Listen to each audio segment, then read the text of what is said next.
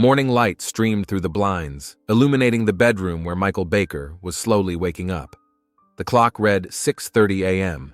After 15 years of service with the Cleveland Police Department, his internal clock ran with clockwork precision. Next to him slept Ashley, his wife of the past 5 years. Her dark curls were scattered across the pillow, contrasting with the white bedding. Michael got up quietly, trying not to wake his wife. Ashley had worked late the night before on a new painting for an upcoming exhibition. Her talent as an artist had attracted the attention of local galleries, and Michael was almost as proud of his wife's success as he was of his own achievements in the police force.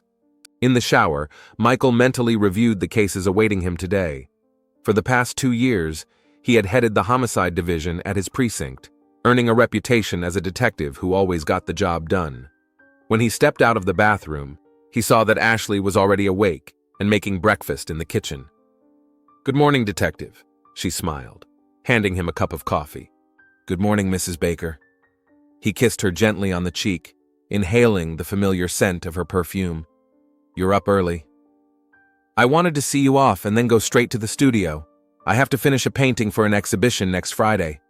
Their house in the suburbs of Cleveland was small but cozy, 2 stories with a nice backyard where Ashley had planted a flower garden.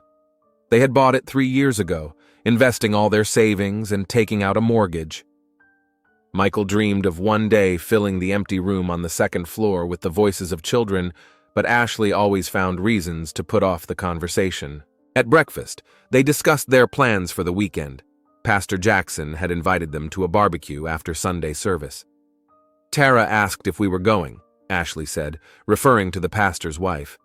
"I said we would definitely be there." "Of course," Michael nodded. "Robert has done a lot for our neighborhood, and I like his sermons. They're genuine." The church played an important role in their lives. They had met there 5 years ago, when Ashley had just moved to Cleveland from Chicago. Michael often thought back to the day he first saw her, a tall, slender woman with expressive eyes, sitting in the back row. She seemed both vulnerable and strong, and that combination instantly attracted him. Finishing his coffee, Michael put on his holster with his service weapon and threw on his jacket. Ashley, as always, straightened his tie. "Be careful," she said. "Always," he replied, kissing her goodbye. The Cleveland morning greeted him with the damp chill of October. 15 minutes later, Michael was parking near the police station, a 2-story brick building in the downtown area. "Hey, Mike," called David Williams, his partner and best friend from the academy. "The captain's looking for you. Something about the Robinson case." David, a stocky man with a friendly smile and a crew cut, was the complete opposite of the more reserved Michael. But that's what made them such a great team. "Good morning to you," Michael grinned. "What's the latest on the Robinson case?" "The district attorney wants more evidence. He says what we have isn't enough to press charges." Michael frowned. Thomas Robinson was the prime suspect in his wife's murder, but there really wasn't enough evidence. Their conversation was interrupted by Michael's phone ringing. The screen displayed Ashley's name. "Hi, everything okay?" he asked, stepping aside. "Yes, just wanted to remind you that we're having dinner with the Clarks tonight. 7 o'clock at their place." "Right, I remember." Michael nodded, although he had actually forgotten about it. "I'll try not to be late." "I love you," Ashley said before hanging up. "I love you too," Michael replied, noting that Ashley had been calling him more often lately about little things. The day flew by with routine police work. He and David questioned another witness in the Robinson case, reviewed surveillance footage, and wrote a new report for the prosecutor. By 6 o'clock, Michael was about to leave when David suggested, "How about a beer before we split?" "I can't. Ashley and I are having dinner with the Clarks." "Oh, you're artist friends," David nodded. "Well, see you tomorrow. Say hi to Ashley." On the way home, Michael reflected on his life, 40 years old. A respectable job, a beautiful wife, a nice house. Everything he had dreamed of as a teenager growing up in a rough neighborhood in Cleveland. His father left when he was 5, and his mother worked 2 jobs to support him and his 2 younger sisters.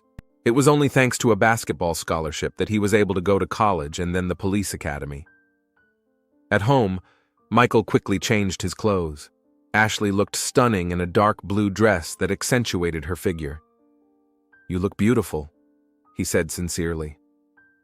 The evening at the Clarks was pleasant. Simon Clark was the owner of a gallery where Ashley's work was often exhibited, and his wife Nicole taught at a local art college. The conversation revolved around the upcoming exhibition and new trends in art. Michael was mostly silent, watching his wife. She seemed to glow in the company of these people, talking enthusiastically and freely. He rarely saw her like this when she was with her police colleagues or at church. When they returned home around 11, Ashley said she needed to make a few phone calls. "At this hour?" Michael asked in surprise. "It's only 8 in Los Angeles," she explained. "I need to check some details with the West Coast agent about the exhibition." She went upstairs, and Michael stayed in the living room, turning on the sports channel. Half an hour later, he decided to bring Ashley some tea and heard her muffled voice coming from the study. "I can't talk about it right now. No, he doesn't know. I'll deal with it myself." Michael froze at the door, not daring to knock. Ashley was speaking quietly, but he could hear the tension in her voice. When she fell silent, he knocked. "Come in." Ashley quickly put the phone down on the table. "I brought you some tea," Michael said, handing her the cup. "Thanks, sweetie," she smiled, but the smile seemed forced. "Is everything okay? Who are you talking to?" "Jessica, my agent in Los Angeles. It seems there's been some problem with the transportation of the paintings." Michael nodded, but something about her explanation seemed insincere. He noticed that Ashley was nervously twisting the silver bracelet on her wrist, a gesture she made when she was anxious. That night, Michael had trouble falling asleep. Ashley was breathing peacefully beside him, but his thoughts kept returning to the conversation he had overheard. He doesn't know. Who was he, and what didn't he know? The idea that Ashley might be keeping secrets from him seemed absurd. They had always been honest with each other. At least, he thought so. The next day, Michael was distracted at work. David asked him several times if everything was okay. "I just didn't get enough sleep," Michael replied. When he got home earlier than usual that evening, he found that Ashley was not there. There was a note on the table. "Went to the studio, will be back for dinner. Love E. Michael went upstairs to change and noticed that the door to the attic was ajar. Their attic was a small space under the roof where they stored seasonal items, and Ashley's old artwork Michael rarely went in there. Climbing the narrow staircase, he turned on the light and looked around. There were boxes of Christmas decorations, summer clothes, and several unpacked boxes of Ashley's things that she had brought when they got married. One of the boxes stood apart from the others, as if it had been taken out recently. Michael walked closer and noticed that it was dust-free, unlike the other items. The box was tied with string, but the knot looked like it had been untied and hastily retied. Michael stood in front of the box, struggling with himself. On the one hand, he wanted to respect his wife's privacy. On the other hand, an inexplicable anxiety gnawed at him. His professional detective instincts demanded that he investigate this strange detail that didn't fit into the overall picture. He untied the string and opened the box. Inside were stacks of papers, old photographs, and several notebooks.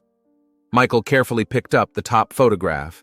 It was a group of young people, among whom he did not immediately recognize Ashley. She looked younger, with short hair and baggy clothes. Judging by the date on the back, the photo had been taken about 10 years ago. Michael carefully sorted through the contents of the box, feeling a growing sense of unease. Among the papers, he found several letters addressed to a certain Aaron Brooks with a Chicago address. It was the address where Ashley had told him she lived before moving to Cleveland. The sound of the front door made him jump. Quickly putting everything back in the box and tying it up, Michael went down from the attic. "Michael? Are you home?" Ashley's voice rang out. "Yes, upstairs, getting changed," he replied, trying to sound normal. At dinner, Ashley talked about her progress with her new painting, while Michael listened half-heartedly, his mind racing about the letters and photos he had found. Who was Aaron Brooks? A relative? An ex-boyfriend? Or... "Michael, are you listening?" Ashley's voice brought him back to reality. "Sorry, I was thinking about work," he lied. "Tell me again." The next day, Michael met David at their favorite bar after work. After his second beer, he finally decided to share his thoughts. "Dave, have you ever felt like Ashley is hiding something?" David raised his eyebrows in surprise. "You're Ashley? She's the most open woman I know. What's going on?" Michael told him about the phone conversation he had overheard and the box in the attic.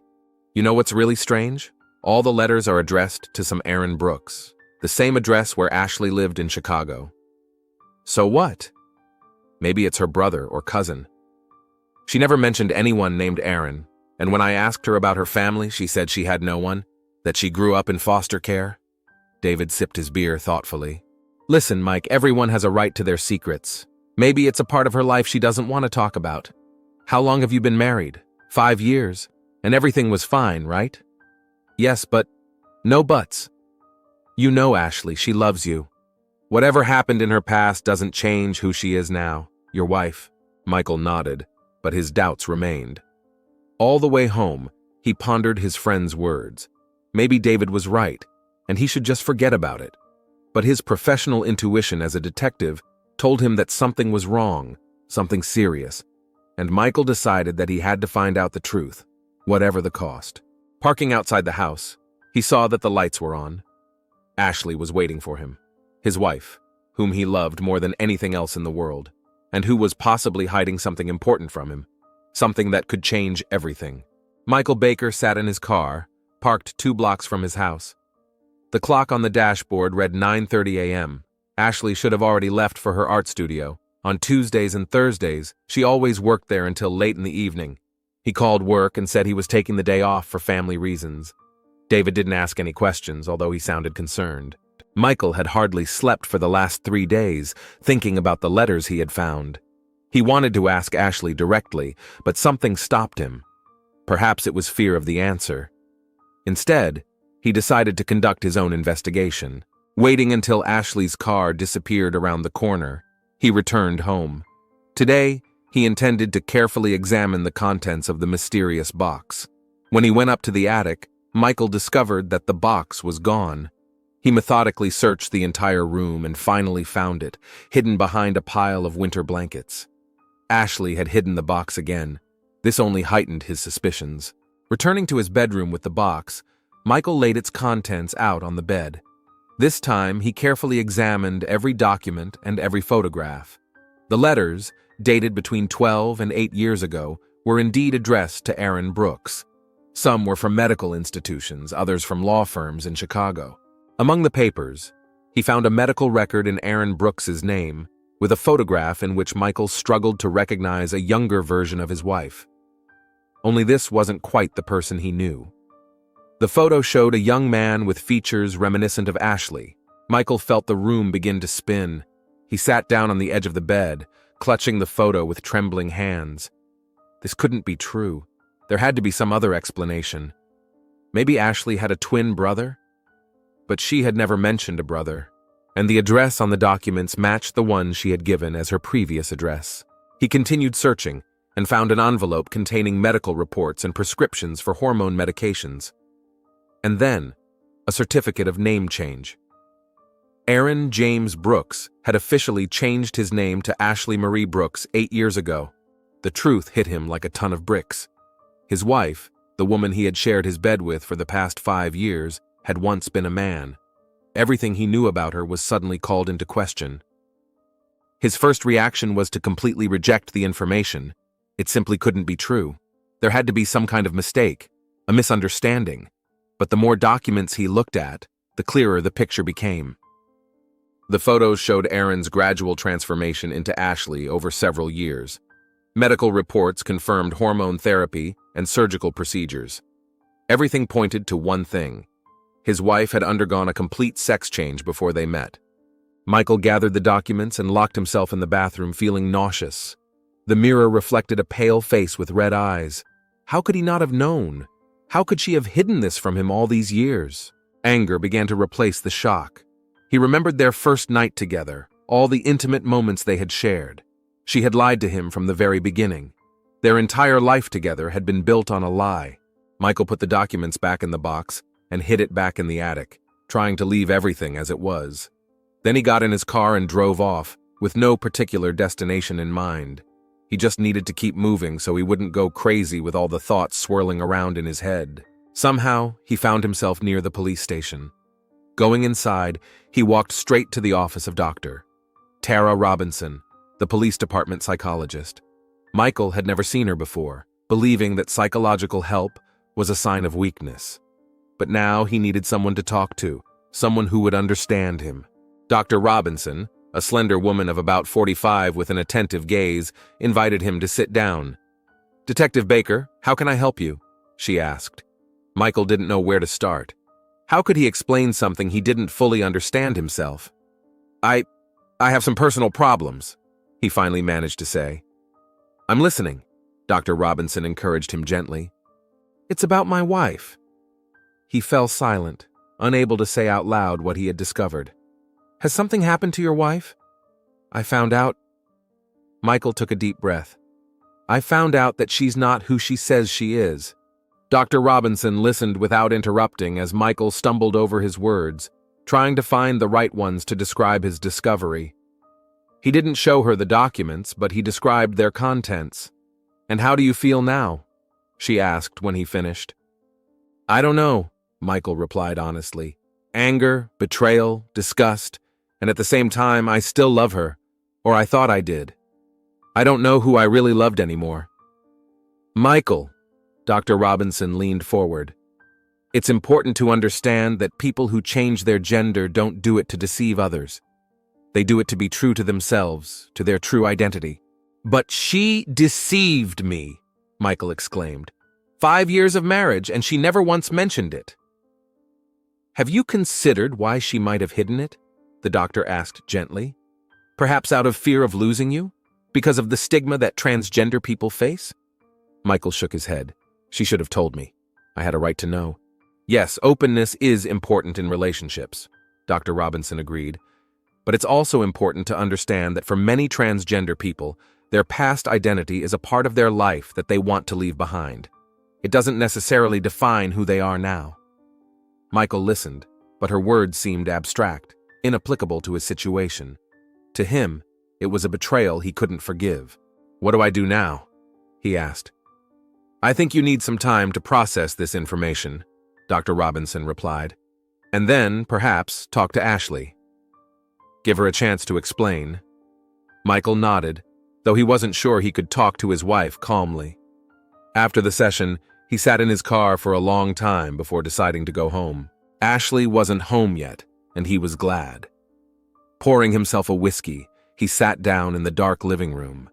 His thoughts were jumbled. He remembered their first dates, their wedding, their daily life together. Was there even a shred of truth in what he knew about her? The sound of the door opening made him jump. Ashley came in, turned on the light, and stopped in surprise when she saw him sitting in the chair with a glass in his hand. "Michael, what are you doing in the dark? Is something wrong?"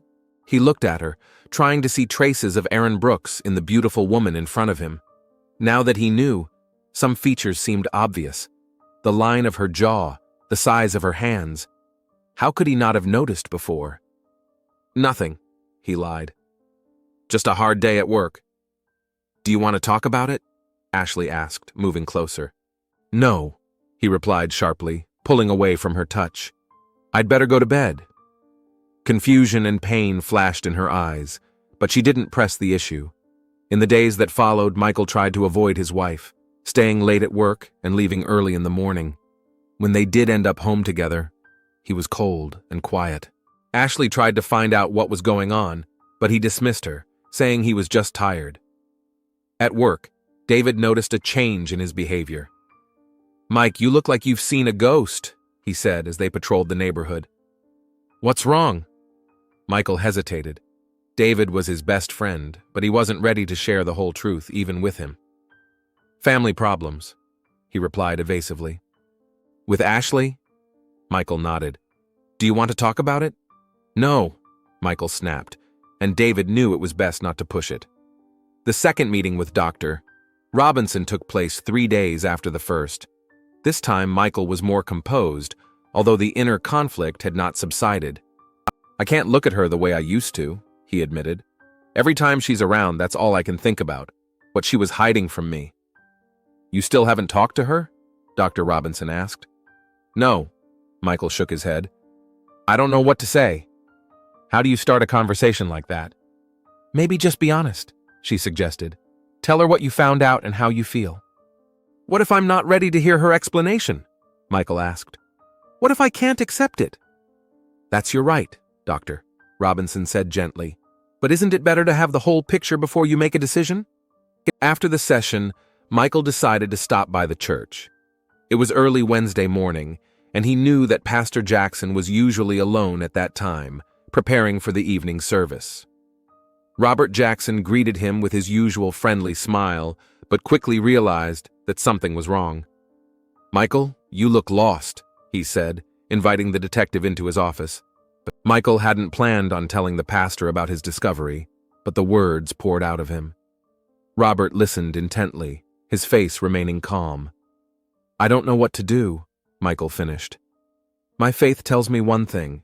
My feelings tell me another. I love her, but how can I go on knowing this? Pastor Jackson was silent for a long time, searching for the right words. Michael, God judges us by our hearts, not by our bodies, he finally said. If Ashley loves you sincerely, if she has been a faithful wife all these years, isn't that more important than her past? But she lied to me, Michael objected. Yes, and that requires forgiveness, the pastor nodded. But think about what it would be like for her to live with that fear, the fear that the man she loves would turn away from her if he knew the truth. Michael didn't know how to respond.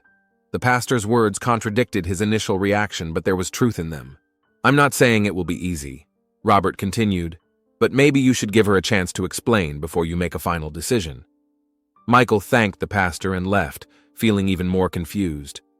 On the one hand, his religious beliefs and traditional views told him that he couldn't continue this marriage.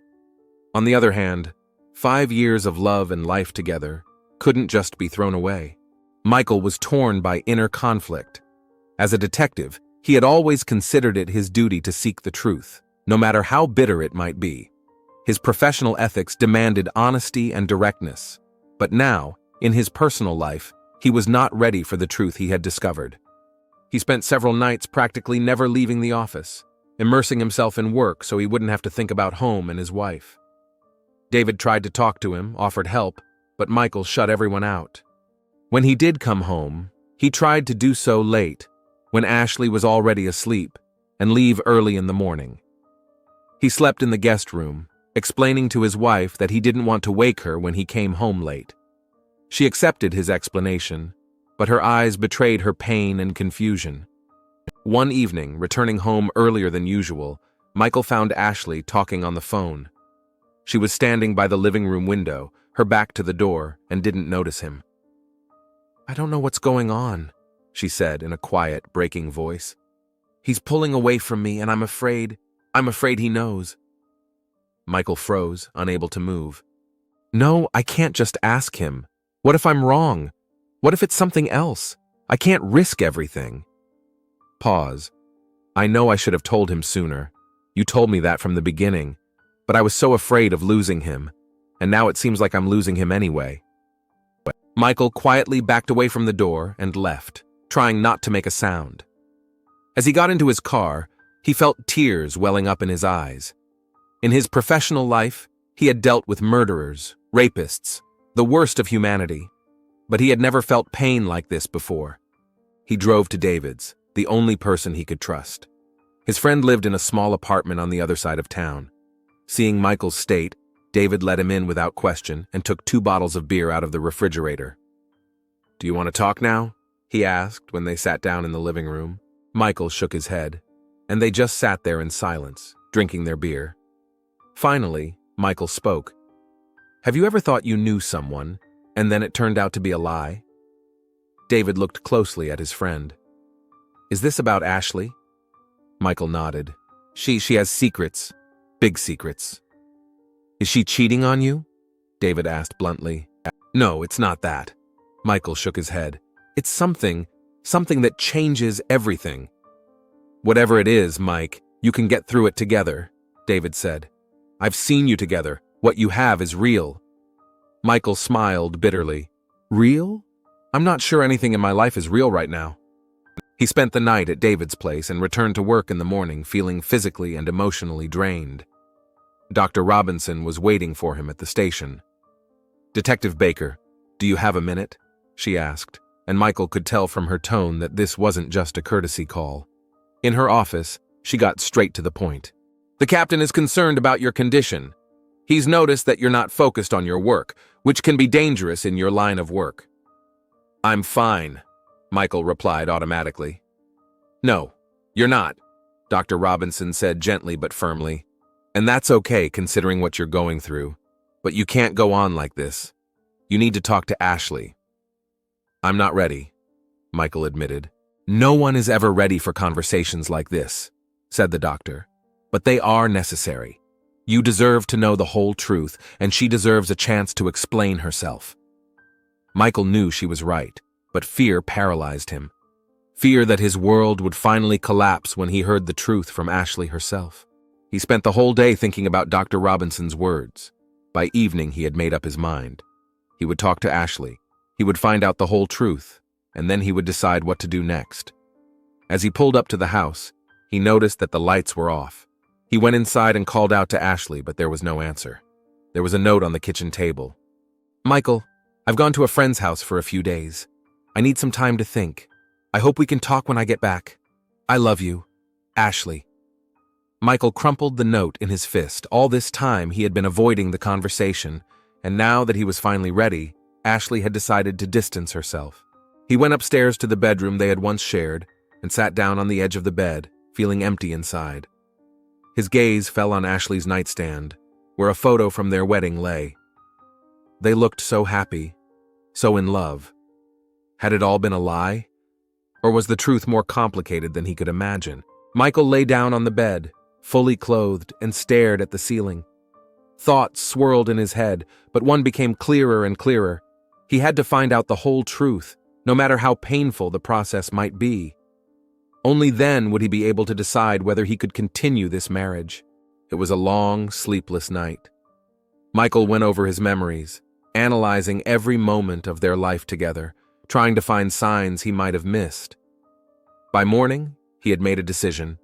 He would gather all the documents he had found and wait for Ashley to return. Ashley returned home on the third day. Michael heard the sound of her key in the lock late in the evening as he sat in the living room with a glass of whiskey in his hand. The box of documents was on the coffee table in front of him. He gathered all the photos, medical reports, the name change certificate, everything that proved the truth he couldn't accept. The front door opened and Ashley walked in with a small travel bag. She froze when she saw Michael sitting in the semi-darkness. "You're back," he said without looking up. "Yes," she replied quietly. "I couldn't stay away any longer. We need to talk, Michael." "Yes, we really need to talk." His voice sounded unusually calm, almost detached. He pointed to the box. "About this." Ashley looked at the table, and her face changed. Fear, realization, and a sense of doom flashed in her eyes. "You know," she said, not asking a question but making a statement. "Yes, I know." Michael leaned forward. "I know that my wife was once a man named Aaron Brooks. I know you've been lying to me all these years." Ashley slowly lowered her bag to the floor and moved closer, but did not sit down. She stood with her arms crossed in front of her, as if protecting herself. "I didn't lie to you about who I am," she finally said. "I've always been Ashley inside. I've always felt like a woman trapped in a man's body." "You should have told me!" Michael stood up, his voice trembling with suppressed anger. 5 years, Ashley, 5 years I lived with a woman who hid such a fundamental part of her life from me. "I wanted to tell you," she said, tears glistening in her eyes. "I wanted to many times, but every time fear stopped me." "Fear of what?" Michael demanded. "Fear of losing you," she replied simply. "Fear of seeing disgust in your eyes when you find out the truth. Fear of being rejected by the only person who made me feel real, complete." Michael shook his head, unwilling to hear her explanation. He picked up a photograph of a young Aaron Brooks from the table and handed it to Ashley. "That's you," his voice sounded accusatory. "That man is you." Ashley looked at the photo, her face contorting in pain. "This is the body I was born in," she said softly. "But it was never me. You don't understand, Michael. What it's like to look in the mirror every day and see a stranger's face, a stranger's body, to feel that everything is wrong, that you're trapped in a shell that doesn't reflect your true self. She paused, gathering her thoughts. I was Ashley long before the surgeries and hormone therapy. I was Ashley when my parents rejected me for who I was. I was Ashley when I moved from one foster home to another, never finding acceptance anywhere. Michael listened, but her words only intensified the storm raging inside him. He wouldn't accept her explanations. You lied to me, he repeated. You made me believe in something that didn't exist. What didn't exist, Michael? Her voice was now defiant. My love for you, our life together, all of that was real. The only thing I didn't tell you was about my past because it didn't matter anymore. I became who I always was inside. It didn't matter? Michael laughed bitterly. You didn't think I had the right to know that I was marrying. He didn't finish his sentence. Who, Michael? Ashley asked quietly. A transgender woman? Yes, that's who I am. But first and foremost, I'm just a woman. Your wife. The person who has loved you every day for the last 5 years. Michael shook his head, stepping away from her. I don't know who you are, he said. I don't know if there was ever a moment of truth between us. Ashley took a step toward him, reaching out her hand. Every moment was true, Michael. Every time I said I loved you, every time we were together, it was all real. Don't touch me. He recoiled from her touch, and Ashley froze as if she had been struck. There it is, she said bitterly. The disgust I was so afraid of. What did you expect? Michael exclaimed.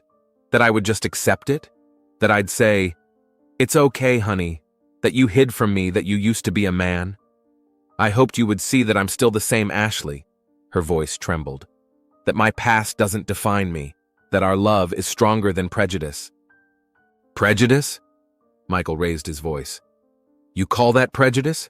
You lied to me for years. This has nothing to do with prejudice. Doesn't it? Ashley asked quietly. If I had told you at the beginning of our relationship, would you have continued dating me? Michael was silent, and his silence was his answer. See, Ashley said sadly, that's why I didn't tell you. I knew I would lose you, and I was too selfish, too in love to risk it. She walked over to the box and began sorting through the documents and photos. You know what the saddest thing is? I didn't keep this to hide my past. I kept it as a reminder of the path I've taken, of the struggles that made me who I am. Michael watched as she carefully touched each photograph, each document.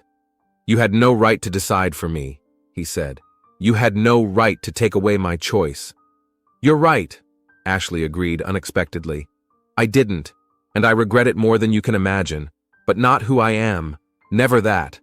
She looked up, her eyes full of tears, but there was something else there too, dignity, confidence in her own righteousness. I loved you, Michael. I loved you with all my heart, and I still do. Something in her words, in her gaze, in her calm acceptance of herself, triggered a new wave of anger in Michael. How could she stand there in front of him and talk about love after all the lies? Love doesn't lie, he said, feeling the rage growing inside him. Love doesn't deceive. Love doesn't build relationships on a foundation of lies.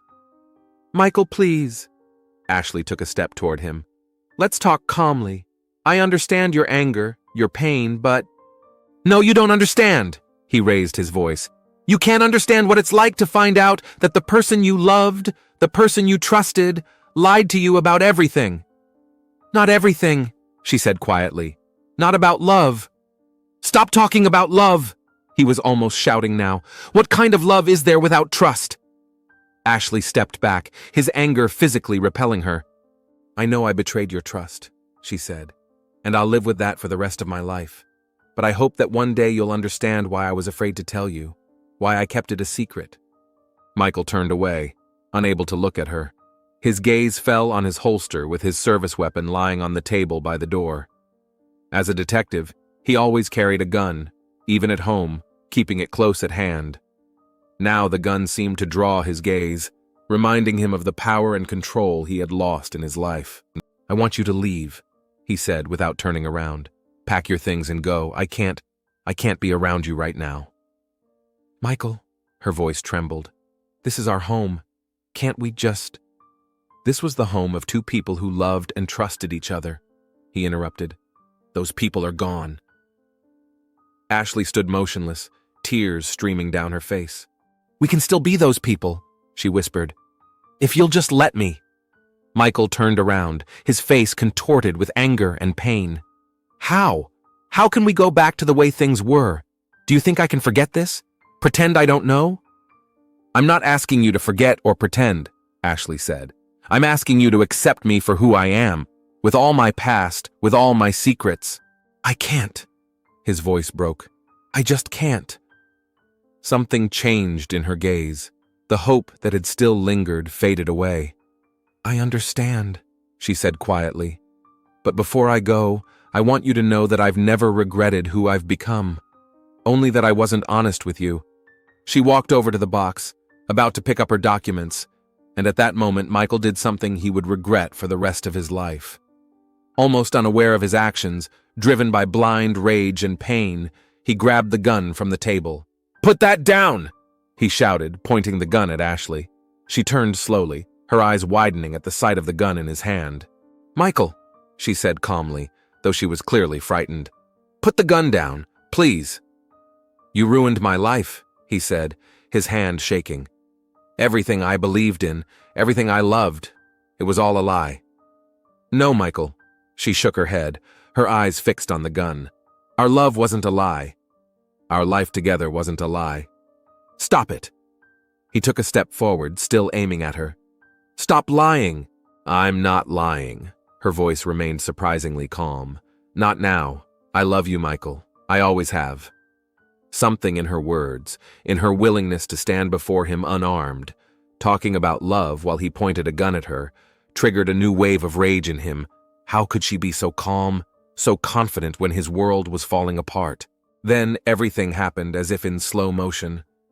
Ashley took a step toward him, reaching out her hand. "Michael, please give me the gun." He recoiled, his finger twitching on the trigger. A loud shot rang out, shattering the silence of the house. Ashley froze, the surprise on her face replaced by pain. She looked down at the spreading red stain on her chest, then looked back at Michael. "I loved you," she whispered before collapsing to the floor. Michael froze, the gun still in his hand.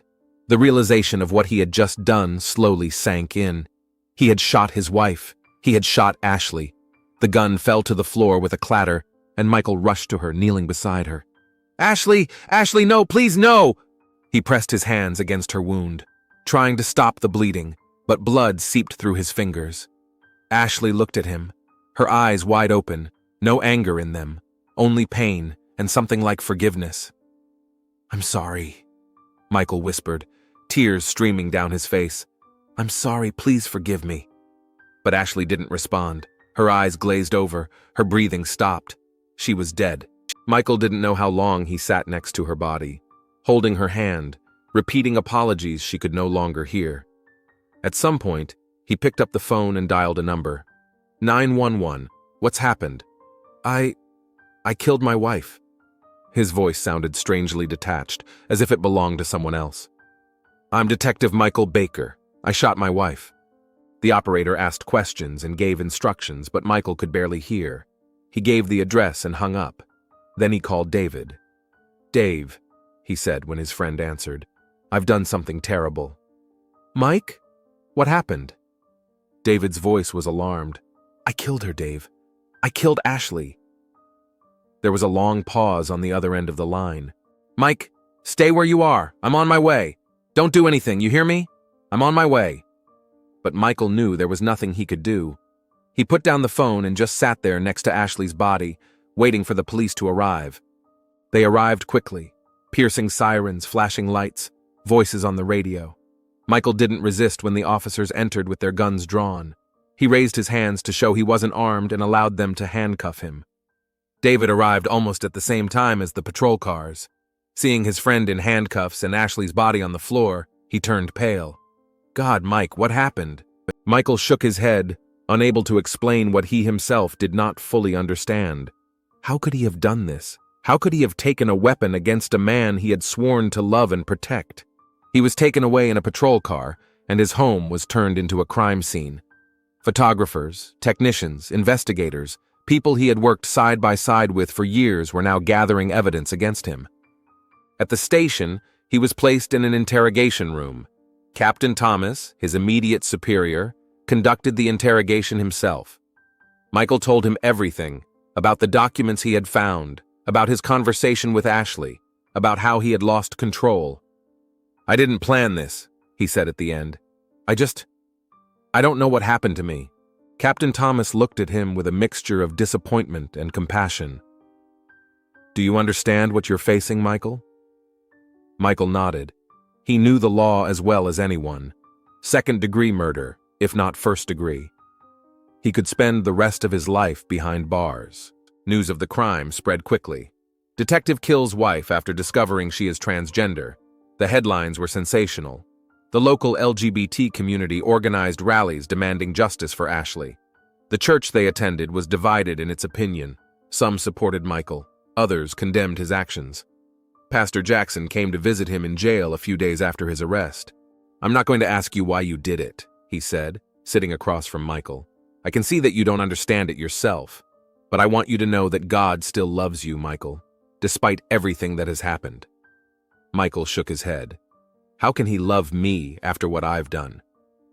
"God's love doesn't depend on what we do," the pastor replied gently. "That doesn't mean there aren't consequences. There are, and you'll have to live with them. But that doesn't mean there's no forgiveness." "I don't deserve forgiveness," Michael said. "None of us do," the pastor replied. "That's the point." Dr. Robinson came too. She didn't judge or analyze. She just listened when Michael was finally ready to talk. "I can't understand how it happened," he told her. "I loved her. Even when I found out the truth, part of me still loved her. How could I have done that?"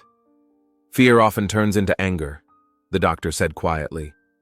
"And anger, if left unchecked, can lead to terrible consequences." "I was afraid," Michael admitted. "Afraid that my whole life was a lie. That everything I believed, everything I knew about myself and about her, was a lie." "And now you think it was the truth?" Michael was silent for a long time before answering. I think Ashley really loved me, and I loved her. Not the person she used to be, but the woman I knew. And now I killed her. Out of fear, out of pride, out of an inability to understand and accept." At the preliminary hearing, Michael refused the services of a lawyer and pleaded guilty. He didn't want excuses. He didn't want mitigating circumstances. He wanted to take responsibility for what he had done. The sentence was expected, 25 years in prison with the possibility of parole after 15. Michael accepted it without objection. On the day of sentencing, his colleagues, friends, and members of their church were present in the courtroom. David sat in the front row, his face grim but supportive. Pastor Jackson prayed, his wife Tara crying quietly beside him. When the judge asked Michael if he had anything to say before the sentence was handed down, he stood up and looked around the courtroom. "I have done something unforgivable," he began quietly. "I took the life of a person I swore to love and protect. I did it not because of who she was, but because of my fear, my inability to accept the truth. Ashley was a kind, loving woman who was afraid of losing me if I found out about her past, and her fear was justified." He paused, trying to control his emotions. "I'm not asking for leniency. I deserve every day of my punishment. But I want everyone to know that Ashley Baker was real. Her love was real. The only lie in our marriage was my inability to see beyond my own prejudices." As he was led away from the courtroom in handcuffs, Michael thought about Ashley. He thought about how she smiled in the morning, about her passion for painting, about how she always supported him during difficult times. He thought about the 5 years of happiness they shared and how it all fell apart in an instant because of a secret that shouldn't have mattered. In the cell that would be his home for many years to come, Michael finally allowed himself to fully comprehend the magnitude of his crime and his loss. He had not only killed Ashley, but also a part of himself. The part that was capable of loving unconditionally, that was capable of rising above prejudice and fear.